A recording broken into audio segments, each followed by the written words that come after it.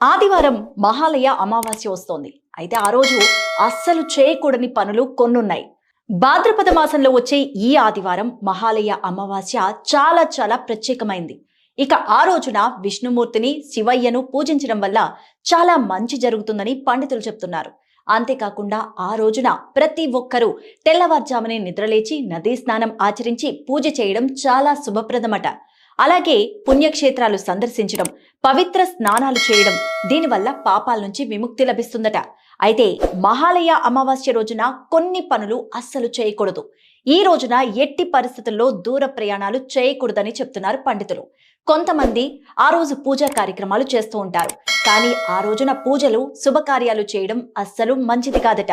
అమావాస్య రోజున శుభకార్యాలు కానీ, గృహప్రవేశాలు కానీ, నామకరణాలు వంటి ఏ శుభకార్యాలు చేయకూడదట.